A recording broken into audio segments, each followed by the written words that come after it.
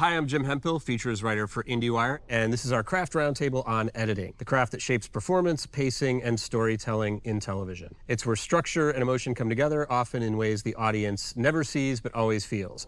Our guests are, from the Pitt, Mark Strand. From Beef, Lauren Connelly and Laura Zempel. From Shrinking, James Renfroe. From John Candy, I Like Me, Shane Reid. From Jury Duty Presents, Company Retreat, Christian Hoffman. And the editor of Hacks, John Philpot. I was trying to think of like what these shows had in common because, you know, we've got documentary, we've got fiction, we've got whatever Company Retreat is, which is a weird hybrid. And so I guess I want to start by just kind of asking, like, what for you were the overall guiding principles in terms of tone on each of your shows? And we can start with you, Mark. On the Pitt, that's the thing that is most important to us, is not veering into melodrama. It would be so easy to do. There's so many medical dramas out there in which that's sort of the bread and butter, and that's what they're sort of cashing in on. And so trying to ground it in reality, as all these shows do, except for yours, is of utmost importance. And how we do that on the Pitt is we are bouncing every feeling through our doctors, and so they're diagnosing issues and they are trying not to be a part of the emotional journey of their characters. Obviously, they can't help but be a part of that, but rather than getting in between two patients and patient's spouse, that moment will be observed from our doctor's points of view, and that's sort of how we sort of at least take one step away from that. And those are the people we care about the most anyway. They're our characters, and so it's really how it's affecting them, and so we try to ground it that way. Send up to have an O already. About time. Maybe he's been breathing down a bit more. This one looks like it took a turn for the worse. Eclampsia, refractory seizures, HELP syndrome with anemia, and thrombocytopenia. Yeah, about as bad as it gets. VFib.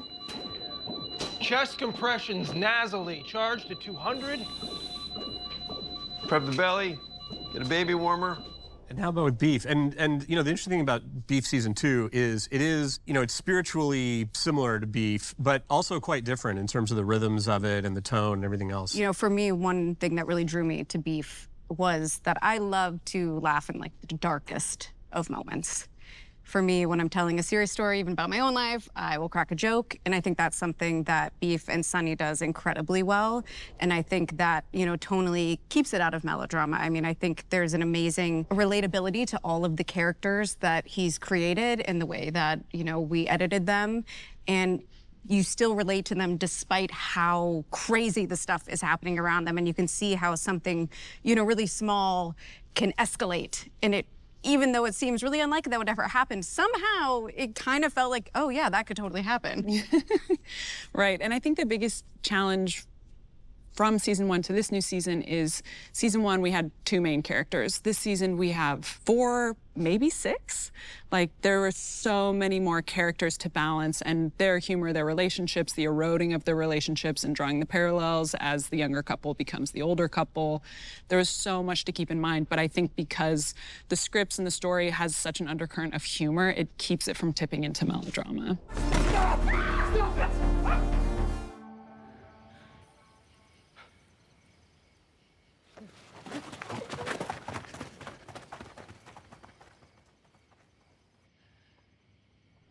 And that's something you have to deal with on Shrinking also, is the sort of multiple ensemble storylines and keeping those in balance. If I feel like I'm dipping into something that feels too saccharine and it feels not real, then I generally try to avoid those performances. Similarly, from a comedic perspective, I try to keep in mind what my ceiling is, what characters are allowed to reach that ceiling, what characters aren't allowed to reach that ceiling. And from a dramatic perspective, I try to keep an eye on where my floor is. So if there's something incredibly tragic, it's okay to sort of get closer to that bottom, but you can't live there, and you don't want to score it heavily so that you are like turning what would have been a dramatic moment into a melodramatic moment.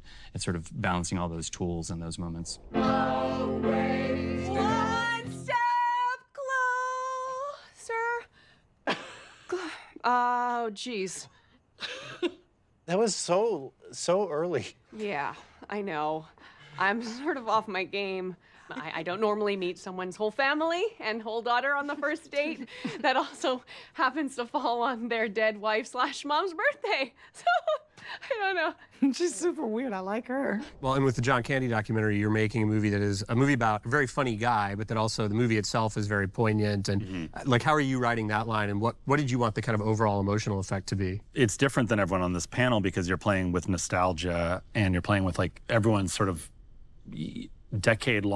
multiple decade-long feelings about a certain figure in their life. So it's easy to dip into melodrama, and John can be a big well of it in a way, but the mold that we tried to follow was we wanted it to feel like a John Candy film at the end of the day. So you wanted it to balance the humor, the charm, you know, just similar to Beef. You can like, the minute that it gets too saccharine, you can cut to John in a scene of stripes and level the audience back out. And, you know, it needed to feel cinematic in scope. And then you're uncovering more layers of a man that you find out is a lot more fragile and dealing with a lot more demons than we knew. And that's a sensitive subject. And you're dealing with his children and his wife who have never been on camera before. It was a very careful balance of keeping it light, keeping it heavy, and then allowing you to also just feel like you're on the ride of a film, and specifically a John film that like Planes, Trains, that carries you through all those emotions. I remember us sauntering by and her trying to get a casually look at John. They set my mom and dad up on a blind date. When you took your wife on the first date, where did you go? I think we went to a movie. It was our first date. Yeah, we didn't get along on our first date. It was a blind date, too. And I don't think we got along that well. But I wasn't going to show her. I was going to show her, you know, how dare you not like me.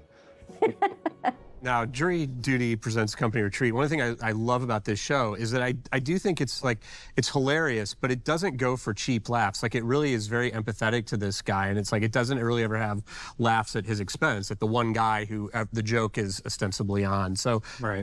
Talk a little bit about that, like what your philosophy was and the showrunners and everything in terms of like how they wanted to present the satire in terms of who they're making fun of and who they're not. It's the hero's journey, so he's our hero, and the joke's never on him. That's never funny, you know, to be pulling a joke on a real guy. So as far as like the satire around him, like, really is trying to balance it not being too bonkers or wild or broad. This season's probably a little bit broader in the sense that this is a bunch of people who know each other and they have these built-in relationships that he's walking into.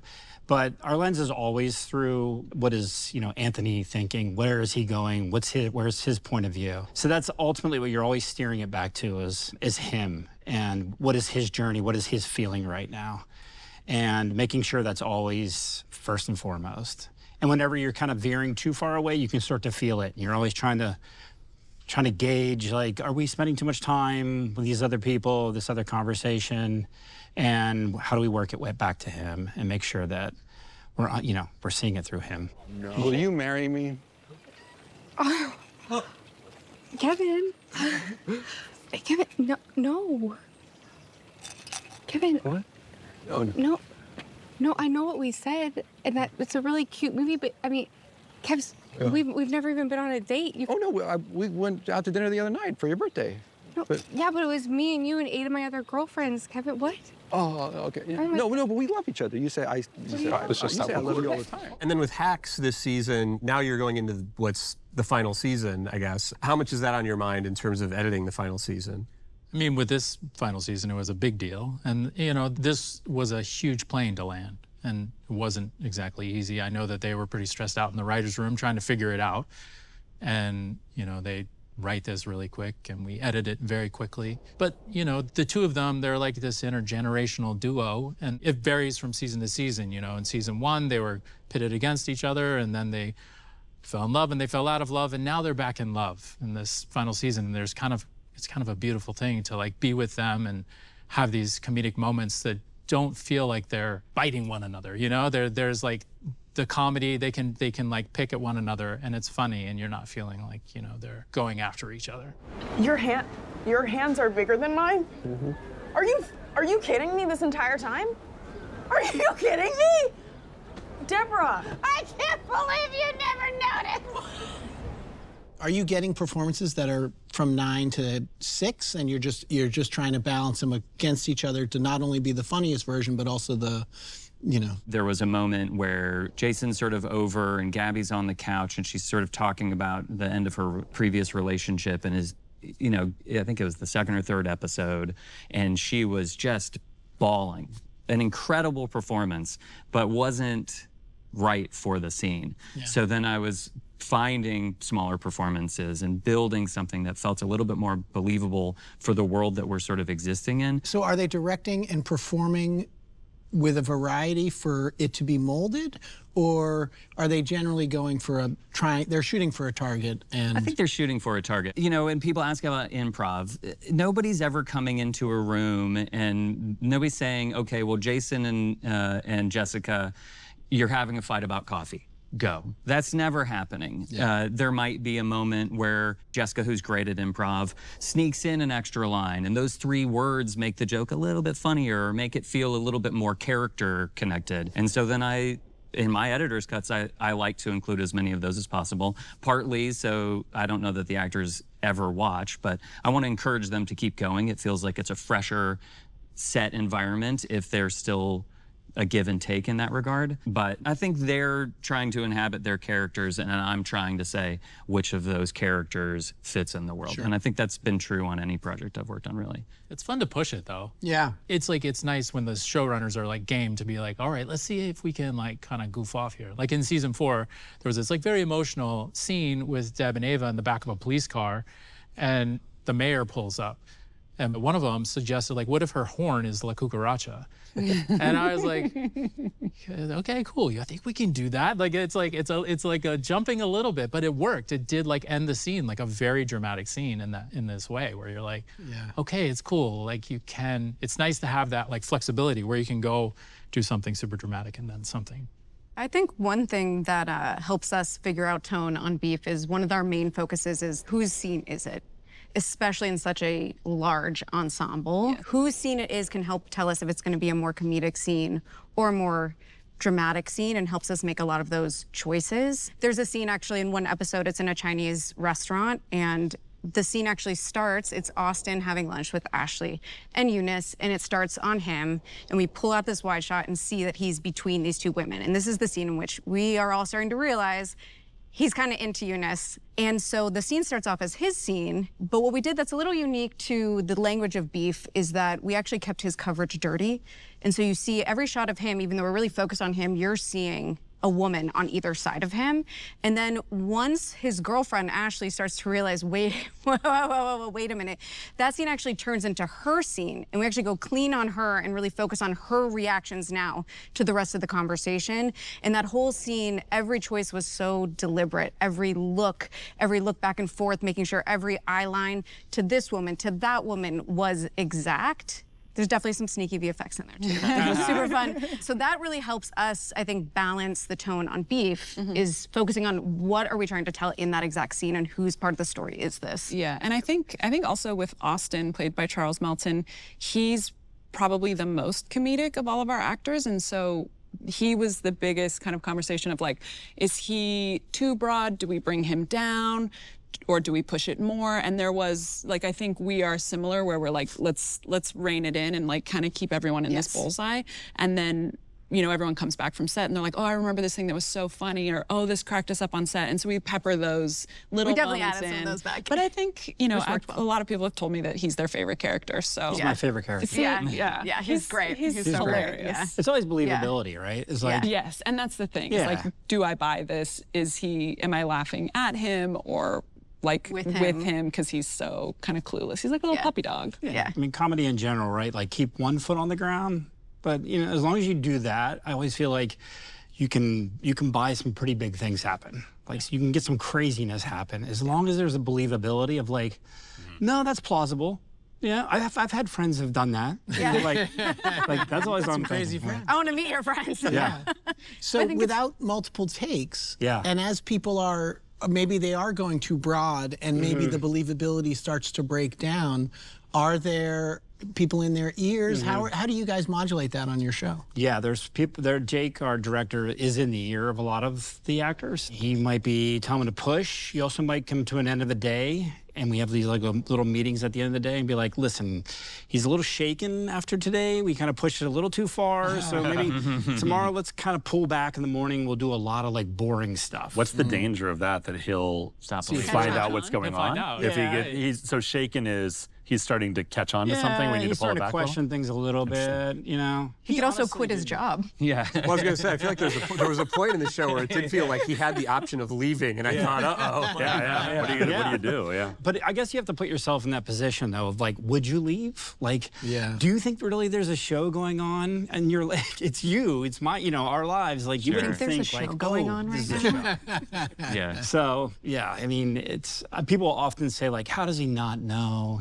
But like, if you put yourself into that position, like, would you know? Would you call it out? Would you be like, wait a minute, guys, all this is baloney, and you guys are all actors? Yeah. Because you could seem absolutely crazy. It's insane. You'd be like, no, that's really insane. Well, that woman gave him an out in episode 2. Right, that's what I was, And I was like, he could have taken the out. Like, what do you guys, I mean, obviously she would have found a way to redirect him, but it's great to have that moment to give him the out.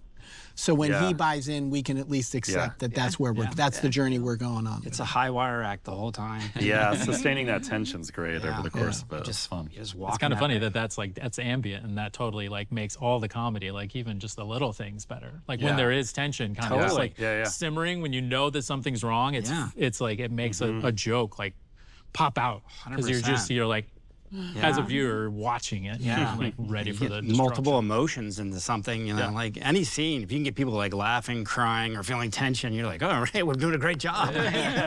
Yeah. Well, in terms of what we've been talking about, in terms of like balancing the ensembles and the different storylines, like on Company Retreat, there's a lot of stuff on the show where it's the actors and Anthony is not a part of the scene. Yeah. What are the factors that go into deciding when you're going to use that kind of stuff versus just focusing on Anthony's point of view? You're trying to use it sparingly. I mean, it's my least favorite part, probably, if I'm being honest about it, Like, I always want to see through his lens, and I want him involved in everything, so we're cognitive of that, very cognitive of the fact of, like, if we're jumping away from him, I want to be like, the clock is ticking. Like, we got to get back.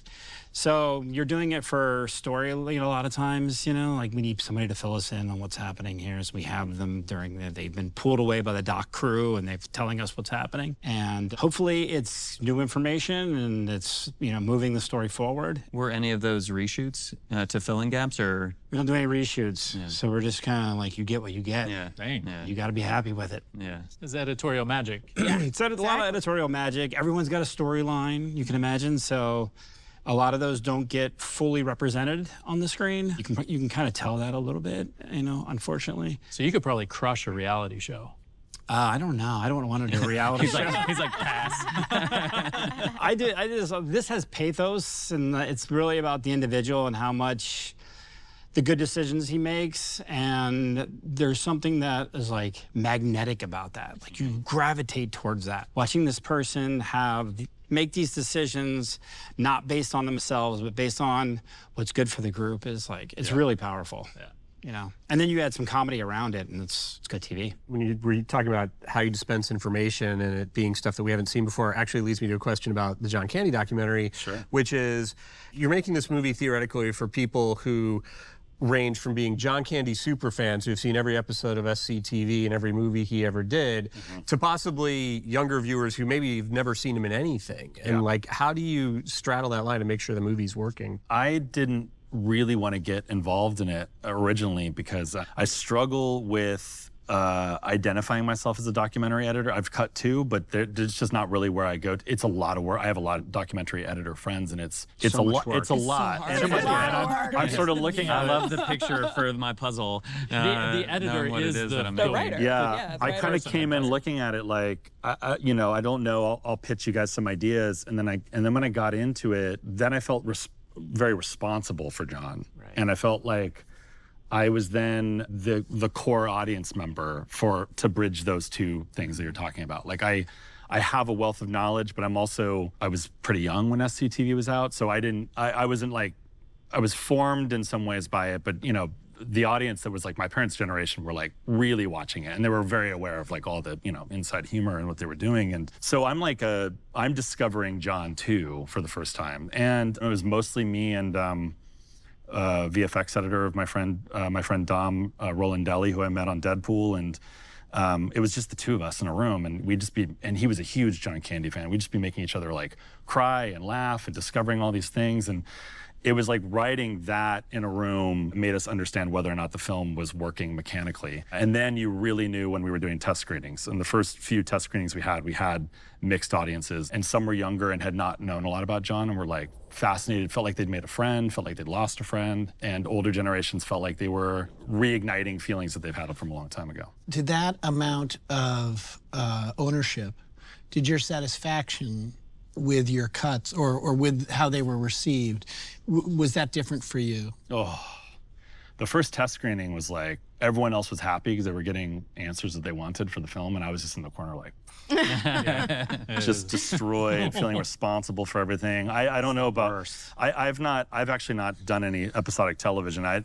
So my hat's off to all of you guys because that works amazing. And I've not seen a show roll out like that. I've only had some theatrical releases, and my anxiety when those come out is like out of control. I feel responsible for everything.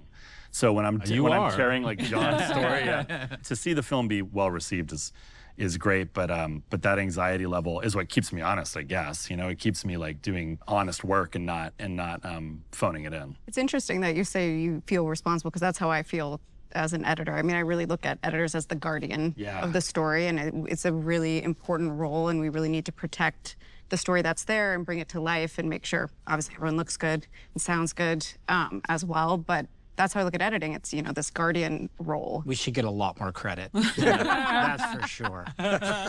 Because we all do feel responsible, right? Yeah. Like ultimately, I mean, I carry it with me around all the time. For sure. You know, and just for sure, your wins and your losses. Like I've presented things that fall so flat, and you know, and you take the sting, and then you pick yourself back up, and you're like, and you start going, okay, maybe I'm not right, and you get your ego out of the way, and you go back in. But if you don't care to do that, I don't really know that you're doing a good job.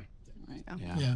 But certainly on episodic, you are that guardian, right? More so than any of the journeyman directors who are coming in, and they're literally guest directors. They're guests in the story. They're guests in the world, and you're trying to modulate those performances and tone and style between those different hands that are on it. And so that really is part of what we're doing. That's one of the things I like the most about episodic television. I was about to say, I think the same thing. Is like we have this new director come in who wants to put their fingerprint on it, but it has to exist within the world. So whether it's the tone and you're balancing comedy or melodrama, you're protecting, I'm not just protecting Jimmy, I'm protecting Jason. Nobody wants to see Jason. People want to see Jimmy, right? People don't want to see Harrison pop through. They want to see Paul. They want to see Harrison as Paul, but each of those characters have to be protected and defended. Each of those deliveries of lines has to be protected and defended. How they physically look, the point shouldn't be to just laugh or to just cry. It should be to care about the characters, care about the world, care about their story arcs. Who is the scene about? What's the purpose of the scene? And anything that sort of distracts from that, I think, is important to sort of, you know, pinpoint and then either avoid or target. Well, I think the other thing I really like about episodic TV is, you know, we are both here from the same show, and it was just Lauren and I in the cutting rooms, and everyone is gone on location, and so we're getting footage, and so we're popping back into each other's rooms and going, hey, is this actor too broad? Are you leaning into this? Are you leaning away from this? So it's like we are also forming the consistency between each other, and having people around who get the show, who have great ideas, good taste, like we're bouncing things off each other constantly, so then by the time our producers and directors see the episodes, hopefully there's a little consistency. And I think that is the nice thing about episodic TV is I feel like TV is such a team sport, and features feel a little more like an individual sport. And I think how they shoot now too, I mean, Beef was completely cross-boarded, and so we needed to present a cohesive season at once. And we needed to make sure that we were presenting that, so we had a good starting point, you know, when everyone came back to the post offices. So if we hadn't been together and able to collaborate with one another, I'm so grateful how collaborative Laura is. Yeah, I can't imagine. So it was just really like, a wonderful experience working together, and I just think it's really nice when it's really a team. Yeah. We are talking to Sunny a lot as we go. This season, I had to send in the pilot very quickly. I think I had 2 days notice before it was like, hey, this has to go to Netflix by the end of the week, so we're gonna work on it with you while we're shooting and give notes over the phone and, you know, temp score the entire thing. So that was really helpful because that sort of laid the foundation. And then I'm going into Lauren's room being like, get rid of all the strings. We're doing That's what I'm thinking. I'm like, it would be like detrimental to. It would be awful to like temp score a whole. I mean, it would throw the whole show off in a different direction if you're not prepared. Oh my God, I'm asking all the wrong questions. It happens. Apparently it happens. I'm blown away at the process of it. We luckily that was early. We'd only done a few episodes worth by then, so then we kind of got. Yeah, then you get on the page and yeah. got it. I mean, it does move a lot faster in post, and you get to meet a lot more people. That's one upside. You get to hang out with a lot of people, and that's primarily what this gig is. It's like just low blood pressure, hanging out with people, and trying to make sure the show is as awesome as it can be. So that part is wonderful. Yeah. But yeah, it's fast. You got to move fast and hopefully get it right the first time. Very fast. Don't temp score the wrong music.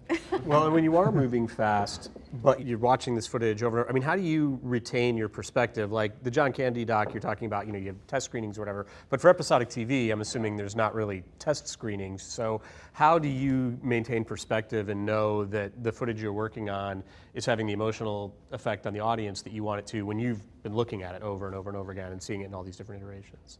Well, I, for one, try to work as fast as possible. And I think that keeping a perspective, and to your point, I think it was your point, you have to make a decision, hold on tightly, execute it as best you can, and let go because it is no longer yours. Oh yeah.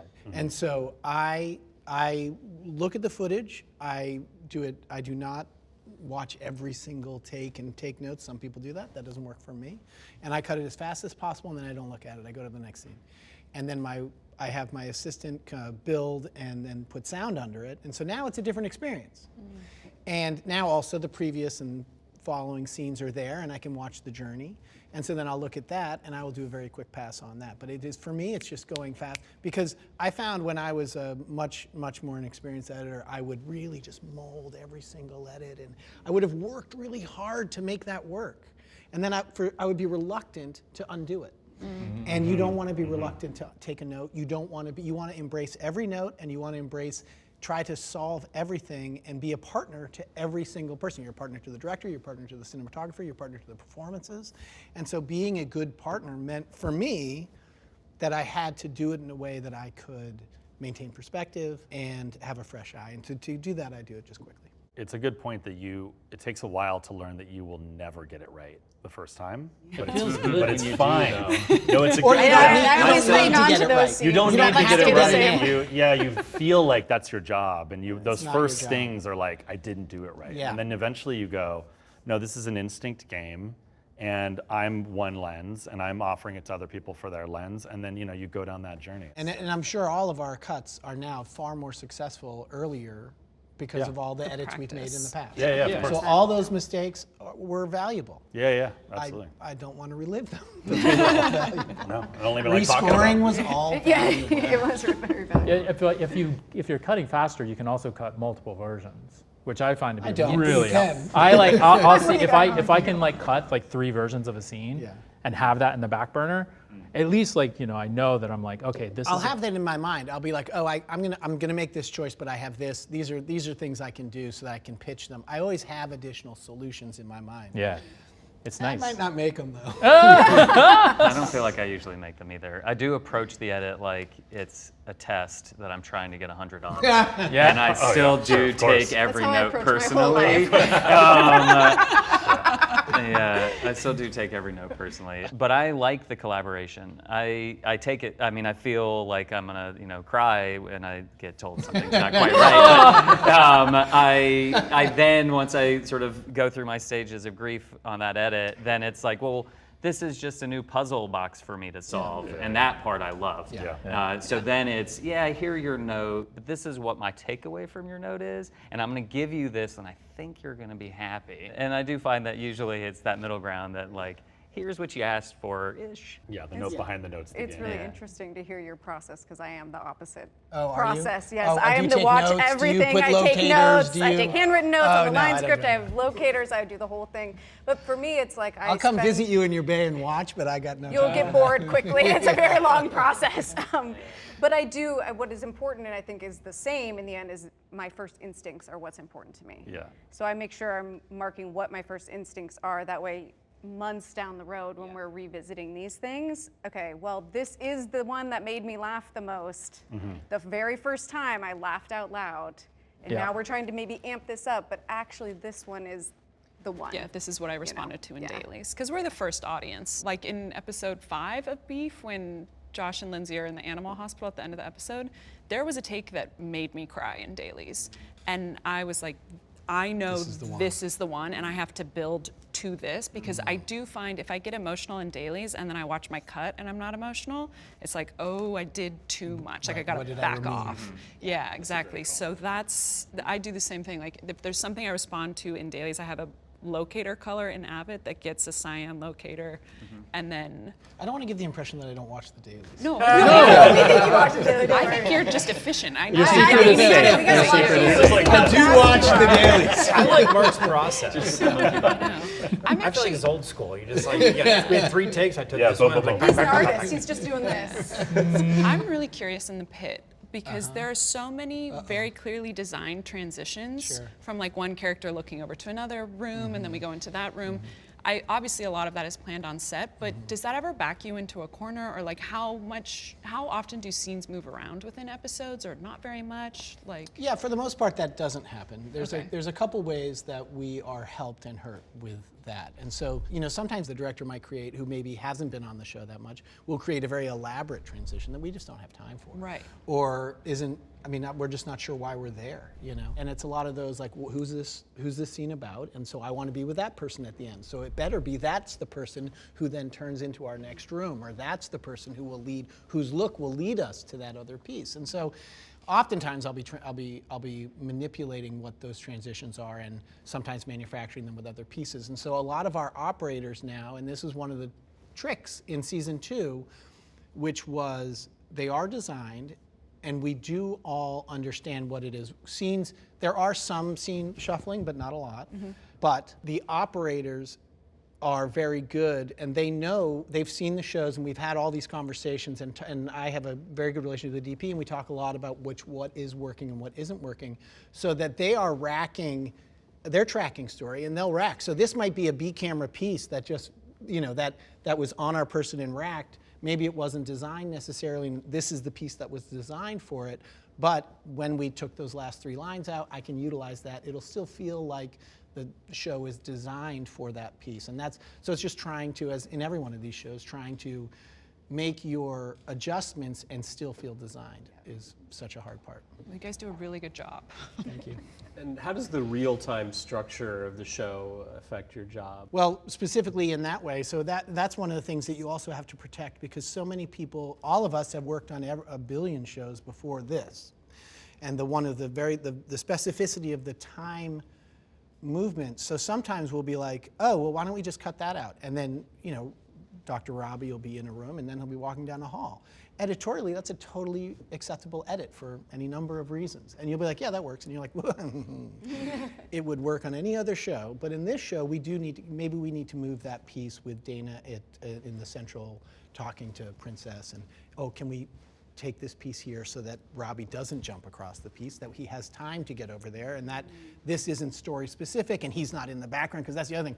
There was one, I told somebody this once, in one of the latter episodes of season 1 when there was this huge mass casualty and there's people running all over the place and I had to move some stuff around. There is a character who leaves the scene 3 times. Nobody has yet told me who that character is yet, but I watched it with my wife and I was like on air and I was like, did you notice that? Yeah. And she's like, what? And I was like, well, and she's like, what are you talking about? Yeah. But that's the way you know that you're really engaging the audience, Yeah, right? Because 100%. continuity is for amateurs. Like, it's like if I can keep you watching and entertained and all the other things are happening. Wonderful. Part of that audience thing, I try to finish early so then I can watch the cut at home away from my desk. I don't want to be able to touch the keyboard because if I see it, then I'm going to do the note and then I'm not going to get a start to finish pass on it. My wife watches the background. And so in a situation like you've tasked her with that? No, she just does it. She just does it. So then she'll be like, that's the second time that person left. And I'm like, why are you back there? They're 5 layers deep. Wow. Yeah, don't have her watch the Pitt. It's fine. Yeah, we're going to ask her. You'll get an email. Yeah. Well, that was clearly Dr. Giovanni. Well, but something you do really well on the Pitt is keeping the audience acclimated to the geography of the space and everything. And I also think that's something that you do an amazing job of on Company Retreat, because when I watched that show for the first time, I mean, very, very quickly I got a sense of where everything in that sprawling place was in relationship to each other. And I'm just wondering, but how tricky was that for you, putting that together in a way? Yeah, it's a big space. Fortunately, I was there for all of production. They actually bring me on during casting. So I'm there for a very long run. And I knew the space intimately, so that helped a lot from editorial, where I wanted the audience to understand where they're moving, where is this meeting room, where are the seminars, and it helped. I thought it helped a lot for me to be there, to really be intimate with it, because otherwise, it's like a shortcut. It's a shortcut for sure. Yeah. We had a map up. I had them print a map and editorial of here's the space, so the AEs and the other editors knew exactly where things were located. But yeah, it seemed to kind of work flawlessly. Big shout out to Chris Darnell, our DP, for putting cameras that running on wires that show you going from this building to that building, and it does an amazing job of connecting all the dots. I mean, ballpark figure, how many cameras were there and how much footage did you have that you had to? So much. It give me anxiety. Maybe we should avoid that question. You get it a lot, and it was 30 some cameras, 36 or something. Oh my God. How do you organize all of that? Well, it's just a And giant grid, right? go Are you through it. are you going through? Yeah. How much is on one scene? Does multicam even support that? Yeah. We're gonna call Avid You get the multiple eight boxes, and you're flipping through.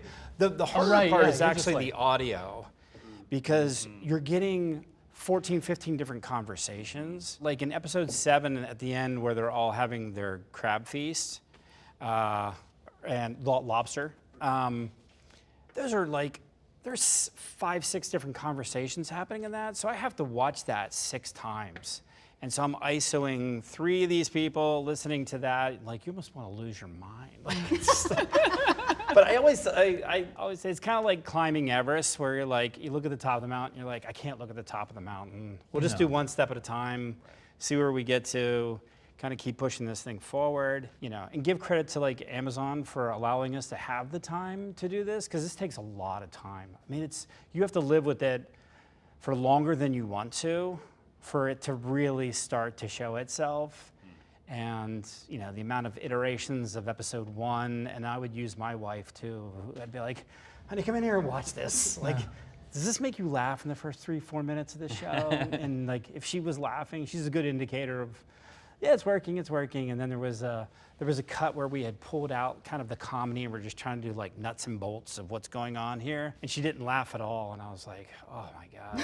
I woke up at 3 in the morning. I was like, I got to take all of that out. I'm putting all the funny stuff back in. Yeah. We'll figure out a way how to tell this story at the top, but yeah, it's got to be fun. Well, and I would assume on something like John Candy, I Like Me, there's also just, I don't even know where you start, because the amount of stuff you have that you can pull from is kind of infinite in terms of clips of him, archival stuff. How do you start organizing and finding a shape for the telling his story? The sort of reveal in the film really is that John was dealing with crippling anxiety in his life, and that it got really, really dangerous in his final years. And what you realize about John over time is that the anxiety is kind of throughout his whole life. It's just really sort of undiagnosed, and was a very high functioning anxious person.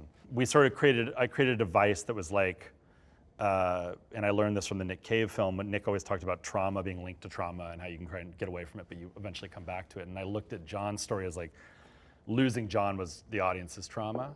So we used the date tool as something that kind of like kept edging forward, ratcheting closer to his death. So we start with his death, and then we kind of like move forward. And what you're realizing is that like using tension is that throughout John's life, whatever movie we're finding him in, the film could operate as like a Wikipedia, and we could go through his films and we could show that, or it can have like a different tool. And the tool being anxiety was like, you know, these things are going on in his life, and they're kind of revealing themselves at certain times. Like his brother would have a heart attack, and then all of a sudden it would be like, oh, go back, and he'd just go into another film and be this version of John, and then this flare-up would happen. And it was John always using the work to escape, using the work as a tool, overextending himself as a tool, being kind to everyone as a tool. Like all these things that he did were ultimately like sort of his demise in a lot of ways. And as I'm watching interviews and as I'm finding archival footage of him, everything had to kind of go through that lens. There's a great clip that we found near the end where he's like smoking a pack of cigarettes, and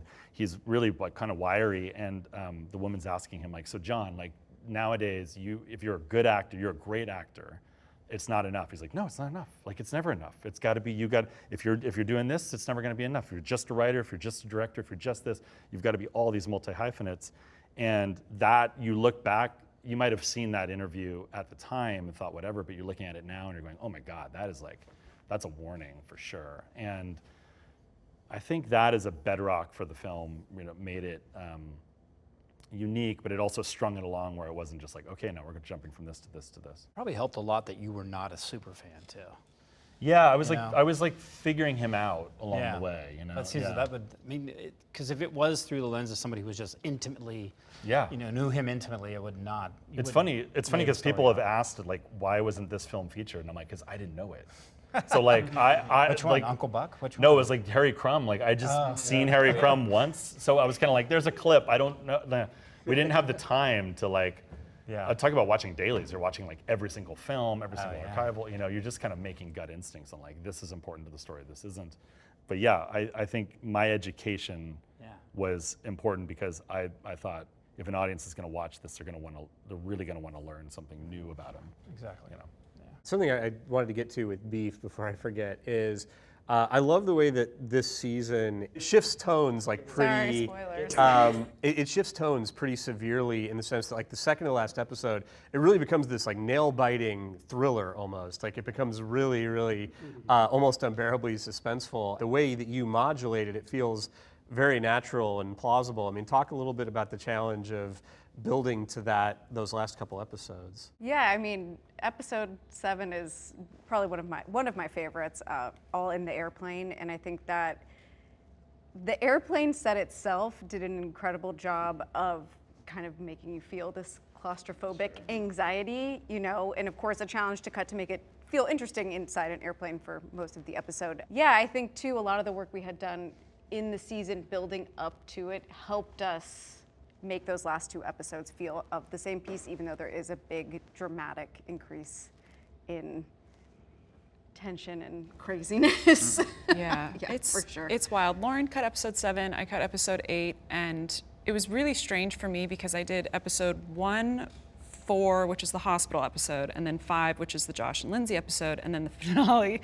And so by the time I was cutting the finale, I was like, what the hell has gone on? Yeah, because a lot of that stuff was in 2, 3, 6, and 7. Yeah, so it was like, wait, what? Lauren had so much of the Korea storyline, and so I was constantly like, wait, when, you know, Eunice and Austin do this thing, is Ashley aware? And like, when does this start happening? And, you know, I had read the scripts, but when it's not your episode, you get a little more in the weeds on your own, and then things are coming in, and it was that thing of making sure it feels like a gradual progression that is believable. So it was a lot of talking to each other, a lot of, you know, making sure that 7 ended and set us right up for 8, and then, you know. Yeah, and in 7 we did do some tonal shifts. Actually, there was a lot of things more about Josh's dating storyline that we ended up pulling back and kind of leaning more into, you know, the tension and the kind of what's going to happen vibes. So yeah, we did do a bit of morphing that once we were kind of in the final stages of the edit to kind of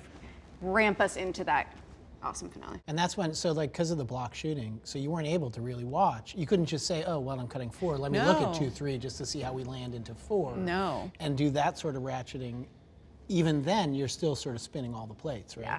Wow, nice job. This has been great. Thank you all so much for coming and talking with me about your work. I mean, I really admire all these shows, and it's been fascinating hearing you all talk about it. So thanks. Thank you. Thank you so much.